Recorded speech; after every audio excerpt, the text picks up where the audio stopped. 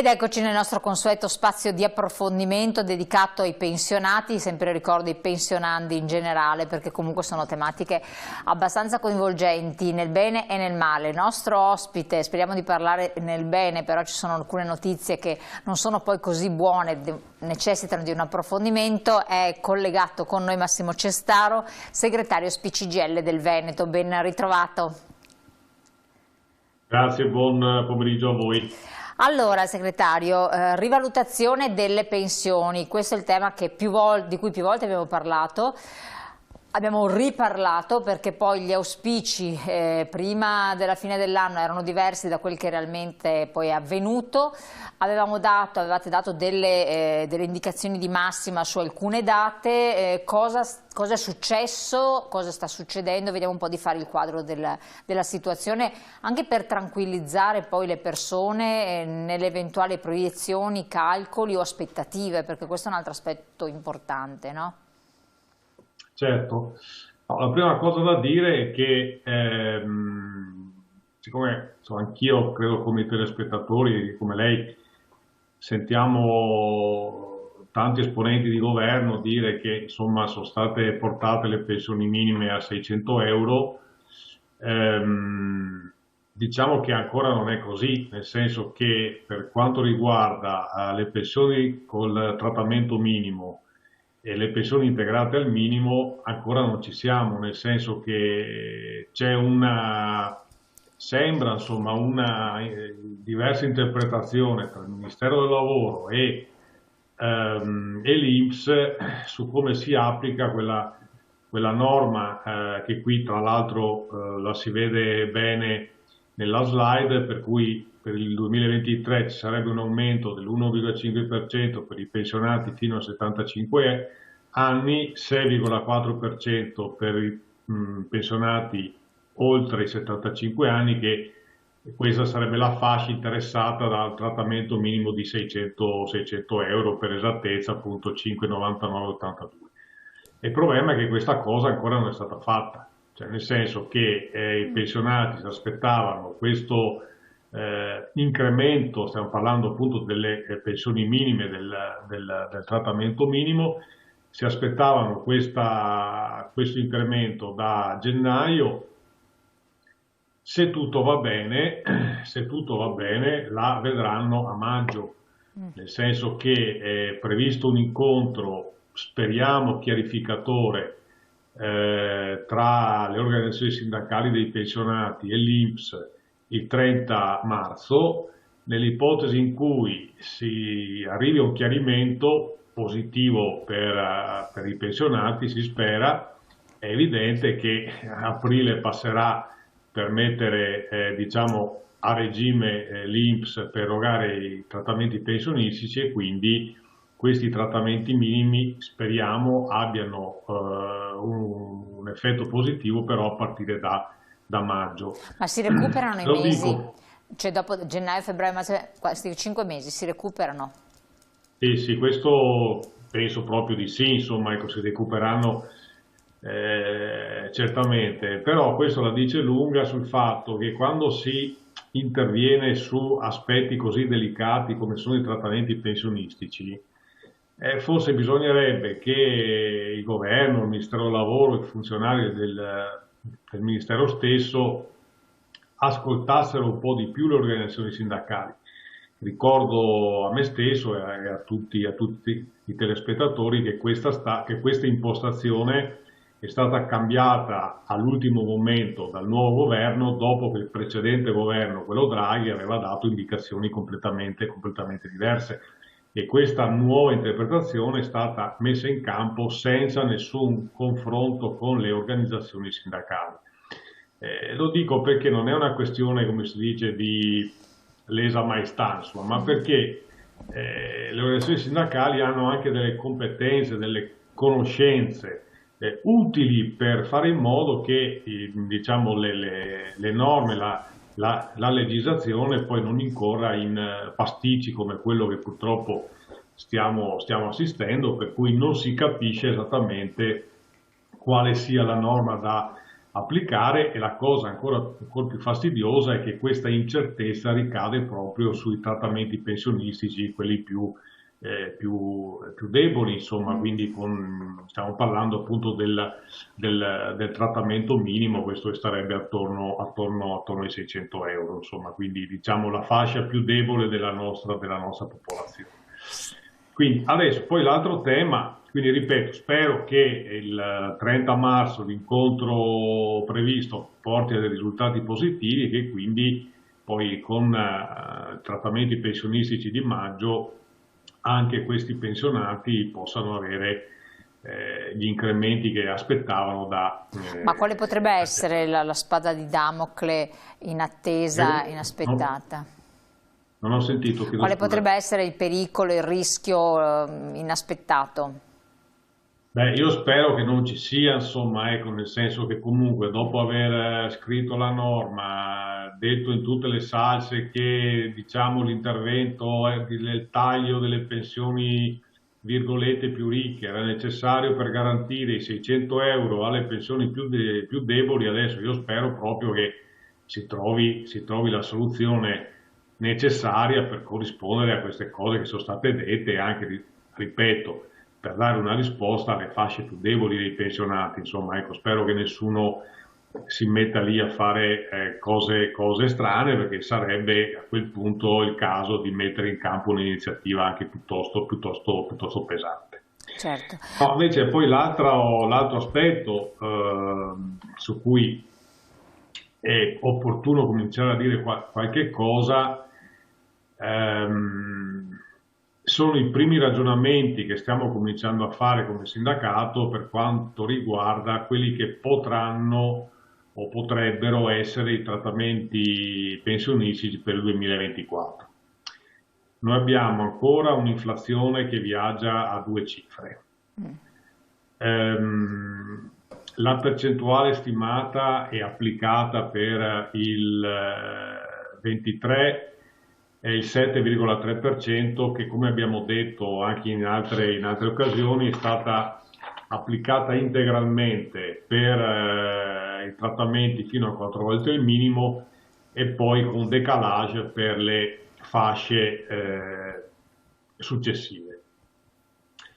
Ora, siccome appunto l'inflazione sta continuando a viaggiare a 2 cifre, si presume che il dato finale per il 2023 porti, diciamo, come coefficiente di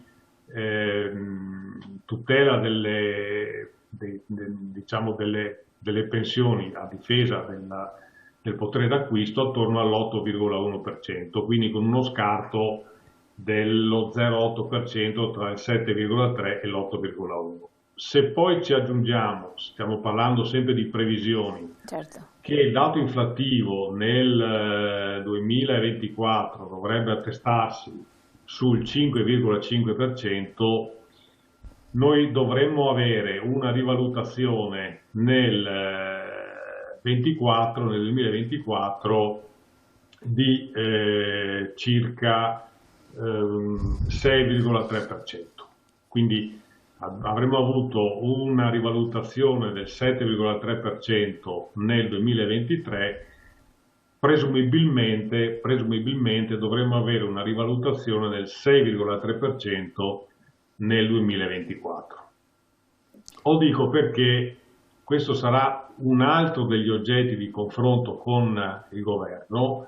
Dal nostro punto di vista è inaccettabile e sarà inaccettabile che il 2024 abbia i tagli sulle rivalutazioni che abbiamo visto nel 2023, perché non è possibile che con il dato di inflazione che noi abbiamo, e ripeto, i coefficienti che si definiscono sono necessari per tutelare il potere d'acquisto di retribuzioni e pensioni.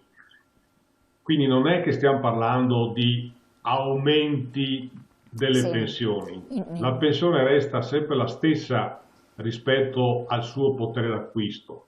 Se si applicano le percentuali corrette, diciamo, quella pensione viene sufficientemente tutelata. Ma se succederà anche nel 2024 che il governo, anziché applicare la percentuale di rivalutazione intera, comincia a praticare i tagli per fasce, penso che saremo obbligati a dare una risposta molto, molto ferma, perché è inaccettabile, è totalmente inaccettabile che ogni governo che diciamo appare su piazza decida di fare cassa attraverso la riduzione degli incrementi delle pensioni.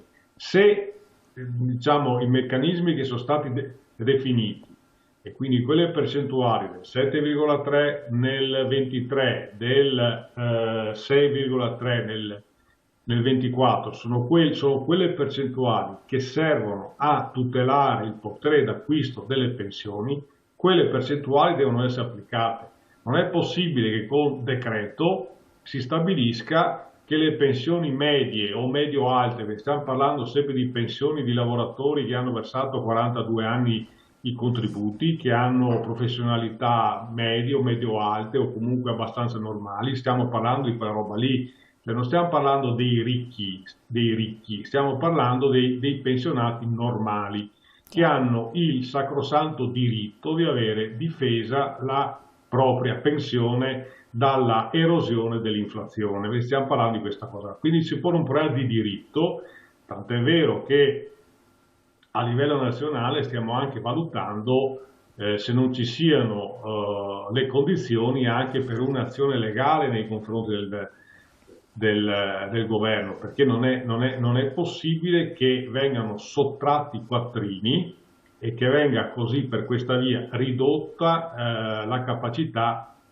diciamo, di tutela dei trattamenti pensionistici, perché sarebbe in questo caso il secondo anno, dal 23 al 24, che con inflazioni a due cifre le pensioni medie non hanno gli aumenti che spettano.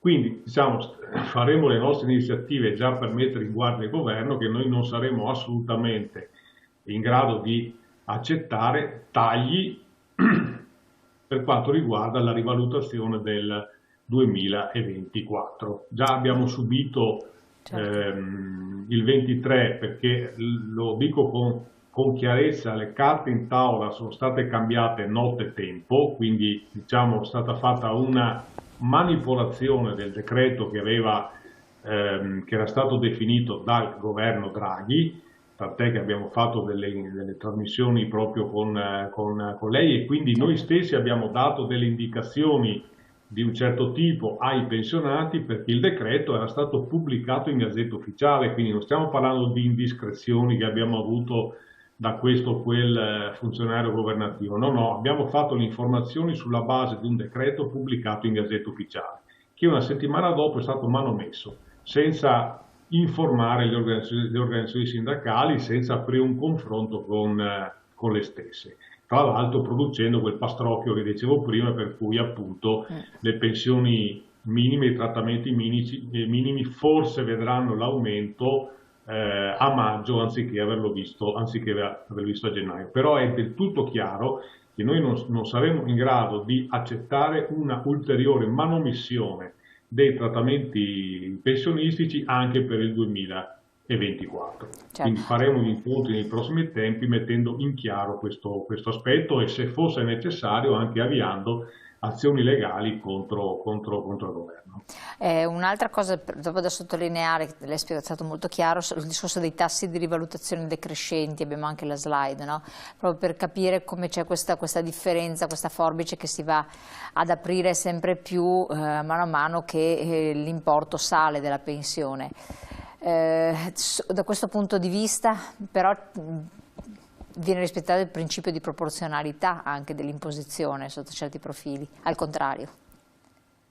Sì, certo, nel senso che poi la cosa, ripeto, questi coefficienti che vengono definiti sono appunto costruiti per difendere il potere di acquisto delle pensioni, da quelle più basse a quelle più alte, a quelle medie. Ora, anche in questo, se parlando delle pensioni, diciamo quelle molto alte, se lì si vuol fare un'operazione di solidarietà, ma ci mancherebbe, insomma, non sarebbe né la prima né l'ultima volta che come sindacato facciamo operazioni, diciamo, di tipo solidaristico. Se penso per esempio alla legge che è stata approvata recentemente, per la verità aveva già impostata il governo Draghi, la legge sulla non autosufficienza, bene, se si vogliono destinare delle risorse a quella fascia di persone che hanno, quelle famiglie che hanno in casa una persona non autosufficiente,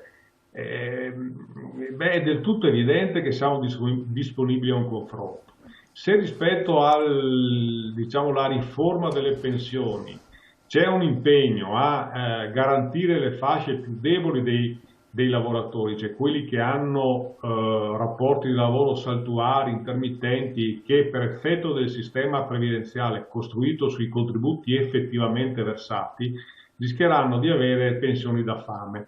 Tant'è che noi stiamo chiedendo da tempo che ci sia una pensione di garanzia per quei lavoratori che sono in particolar modo giovani, ma anche non più tanto giovani, che non hanno rapporti di lavoro continui. Sono contratti a termine, contratti a chiamata, part-time verticale e quant'altro. Allora, se si vuole fare un'operazione di tipo solidaristico e tentativo di dare copertura alle fasce più deboli, ma ci mancherebbe, insomma, basta trovare un equilibrio e che quell'equilibrio abbia il criterio dell'equità e che abbia il criterio della continuità. Non è possibile che ogni governo che arriva decide lui in che modo agire sui trattamenti pensionistici, perché questo è francamente inaccettabile. Non c'è neanche una certezza, una proiezione, una persona non può farsi i suoi classici due calcoli, no? Di come regolarsi negli anni a venire.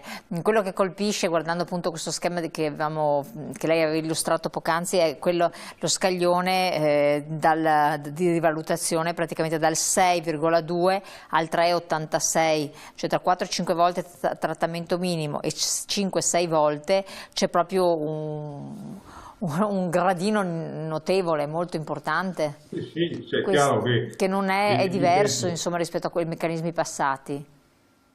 Sì, ma quella fascia lì, quelle pensioni che sono 5-6 volte il trattamento minimo, cioè da 2.628 a 3.152, lordi. tengo sempre a precisare che sono valori lordi, non sono valori netti, sono valori lordi. Lì si vede che il taglio della rivalutazione è stato quasi del 50%, cioè dal 100% della prima fascia al 53% della terza fascia, quindi un taglio della rivalutazione del 50%. Lì dentro non è che ci stanno i ricchi, ripeto, quei valori che si vedono sono valori lordi. Quindi quelle lì sono le pensioni medie, sono quelli degli impiegati, sono quelli degli operai, sono quelli degli infermieri, capite? Cioè, che hanno versato per 40-42 anni i contributi. Ma è possibile che questi qua, a fronte di un'inflazione a 2 cifre, abbiano un taglio della rivalutazione del 50%? E questa cosa è totalmente inaccettabile, ripeto, non stiamo parlando dei ricchi, perché poi c'è la vulgata che circola ormai da troppo tempo, per cui il sindacato protegge i protetti e i sindacati dei pensionati proteggono i garantiti. È ora di finirla, insomma, no? Nel senso che ormai tutte quante le statistiche dicono che abbiamo le retribuzioni più basse, i salari più poveri. Cosa si aspetta ancora? No? Cioè, è chiaro che non è possibile accettare tagli di questo genere, anzi, e che in Italia si sta ponendo seriamente un problema di rivalutazione di salari e pensioni, perché ormai rischiamo di avere una popolazione povera, che anche quello che lavora è povero. Ecco, e questa cosa è totalmente inaccettabile. Non è possibile che poi ci siano interventi sui trattamenti pensionistici, sapendo, come si dice, che purtroppo per chi i pensionati sono così, non è che stiamo in un'azienda per cui possiamo fare sciopero se la controparte non ci dà i quattrini, no? I pensionati devono purtroppo subire quello che decide il governo, e siamo un po' stufi di subire comportamenti di questo genere. Quindi metteremo in campo tutte le iniziative per evitare che questo accada. Segretario, è stato molto molto chiaro, è stata importante anche questa panoramica sulla situazione. Auspichiamo naturalmente di poter dar conferma di tutte le proiezioni che voi avete fatto, naturalmente ci riaggiorneremo su questo punto di vista, perché poi i telespettatori sono anche, quelli coinvolti e interessati sono sempre un po' in apprensione. Per comunque con l'occasione ricordiamo sempre che voi dello SPCGL avete gli sportelli che sono aperti, magari telefonando su prenotazione, per fare un po' il quadro generale delle posizioni pensionistiche, o pure le proiezioni andando anche agli uffici che sono preposti a questo, per cui sono tutti quanti, fanno parte del blocco della CGIL che ha vari ambiti, anche l'Inca per esempio, è l'Inca giusto se non sbaglio, per quanto riguarda il calcolo pensionistico, che tanti ci chiedono far fare dei calcoli, no, meglio andare penso col proprio codice fiscale a questo punto, la carta d'identità. Il codice fiscale, se fosse possibile, con la pensione diciamo presa il mese precedente, compresi anche i decimali. Va bene. In questo modo si riesce a identificare esattamente quello che spetta al pensionato. Perfetto. Allora io la ringraziamo Massimo Cestaro, segretario dello SPCGL del Veneto, di questa panoramica interessante. Le auguro buon lavoro, pensionati, ma buon lavoro, lavorate costantemente. Grazie ancora a voi telespettatori, lascio la pubblicità, poi ci vediamo dopo per le altre interviste. Grazie.